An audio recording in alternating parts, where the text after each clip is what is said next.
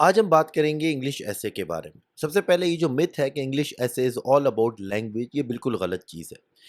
There is no doubt about it कि English essay में आपकी लैंग्वेज और ग्रामर करेक्ट होनी चाहिए, बट ये कहना कि आपकी लैंग्वेज और ग्रामर आपका इंग्लिश ऐसे पास कराएगी, ये बिल्कुल ही रॉन्ग कॉन्सेप्ट है। इंग्लिश ऐसे is all about your argumentation, your language, your sequence of argumentation, और किस तरीके से आप अपना केस रिप्रेजेंट कर रहे हैं एग्जामिनर के सामने, और आपने जो भी स्टांस लिया हुआ है उसको आप किस तरीके से, कौन से एविडेंसेस के साथ, कौन सी एग्जाम्पल्स के साथ, कौन सी केस स्टडीज के साथ, किस डेटा के साथ आप उसको सपोर्ट करके अपना केस एक लॉजिकल सीक्वेंस के अंदर, एक रैशनल सीक्वेंस के अंदर प्रेजेंट कर रहे हैं। दैट इज वाई इंग्लिश एसे को पास करने के लिए चार चीजें बहुत इंपॉर्टेंट है। सबसे पहली चीज जो है वो है आपकी technical side of an essay. अब technical side of an essay में क्या क्या चीजें आ जाती हैं? सबसे पहले आपकी लैंग्वेज और ग्रामर तो करेक्ट होनी ही चाहिए। जो टॉप मोस्ट इंपॉर्टेंट चीज है वो है comprehension of A title of an एसे।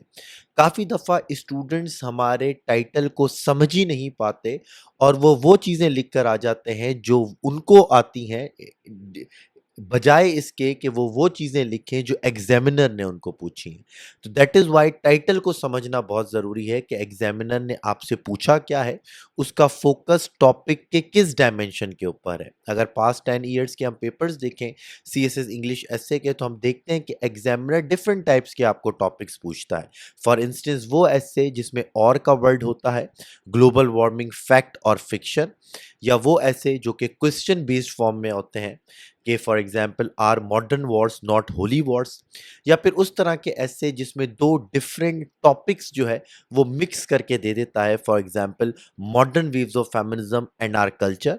और इसी तरीके से अगर हम देखें तो जो है वो सेंटेंस बेस्ड और फ्रेज बेस्ड क्वेश्चन भी आते हैं। फॉर इंस्टेंस कि freedom of expression should have limitations. तो कहने का मकसद यह है कि डिफरेंट कैटेगरीज ऑफ टाइटल्स को आपने समझना चाहिए, और एग्जामिनर का किस चीज़ के ऊपर फोकस है वो समझ के, और फिर आपने उस हिस्से को अटेम्प्ट करना है। दूसरी बात यह है कि एग्जामिनर अगर एक ही टॉपिक में डिफरेंट पार्ट्स बोल रहा है, तो उन तमाम पार्ट्स को आपने इन प्रोपोर्शन लिखना होता है। फॉर एग्जांपल एक ऐसे आता है सीएसएस के इंग्लिश पास्ट पेपर के अंदर के crisis of good governance in Pakistan, need for reforms and institutional building. तो अब इसके तीन पार्ट्स हैं, crisis of good governance, need for reforms and institutional building, और इन तीनों पार्ट्स को आपने इन प्रोपोर्शन लिखना है। हमारे बच्चे गलती क्या कर देते हैं कि क्राइसिस ऑफ गुड गवर्नेंस पे ज़्यादा लिख देते हैं, रिफॉर्म्स पर कुछ, और फिर स्ट्रक्चरल बिल्डिंग के ऊपर, इंस्टीट्यूशनल बिल्डिंग के ऊपर कुछ होता ही नहीं है। ठीक है जी। या फिर रिफॉर्म्स के ऊपर बहुत ज़्यादा लिख देते हैं, इंस्टीट्यूशनल बिल्डिंग के ऊपर नहीं लिखते। कहने का मकसद ये है कि उनका ऐसे बैलेंस्ड नहीं होता। तो सबसे इंपॉर्टेंट चीज़ है कि आपने टाइटल को समझना है। इसके बाद आपको एक कॉम्प्रहेंसिव आउटलाइन फॉर्मेशन आनी चाहिए। मैं हमेशा कहता हूं कि आउटलाइन एग्जामिनर आपसे बनाता ही इसी वजह से है, डिमांड ही इस वजह से करता है कि just by reading your outline उसको ये पता चल जाए कि आपने उस एसे का टाइटल समझा है या नहीं समझा, और आपकी जो अप्रोच है और आप इस एसे को जिस डायरेक्शन में लेके जा रहे हैं वो सही है या गलत है। तो हमेशा मैं एक वर्ड यूज करता हूँ आउटलाइन के बारे में कि to show all of your weapons in front of an examiner in the outline. तो आपको एक कॉम्प्रहेंसिव आउटलाइन आनी चाहिए, 3 लेयर्ड स्ट्रक्चर के मैं हमेशा बारे में बात करता हूँ। कभी मौका मिलेगा तो वो भी आपको बताएंगे। उसके बाद से एक गुड इंट्रोडक्शन, कंक्लूजन और बॉडी पैराग्राफिंग का आपको टेक्निकल जो रिक्वायरमेंट्स हैं वो आपको पता होनी चाहिए। खास तौर के ऊपर जो बॉडी पैराग्राफिंग है उसके अंदर टॉपिक सेंटेंस क्या है, body of the body paragraph क्या है, और कंक्लूडिंग सेंटेंस क्या है, और किस तरीके से एविडेंस देना चाहिए, किस तरीके से एग्जाम्पल देना चाहिए, वो चीज़ आपको पता होनी चाहिए। तो फर्स्ट पार्ट है टेक्निकलिटीज। सेकंड पार्ट जो आ जाता है आपका वो है प्रैक्टिस। अब प्रैक्टिस किस तरीके से करनी है? दो अप्रोच होती है, एक होती है टॉपिक बेस्ड जो है वो प्रैक्टिस, एक होती है थीम बेस्ड प्रैक्टिस।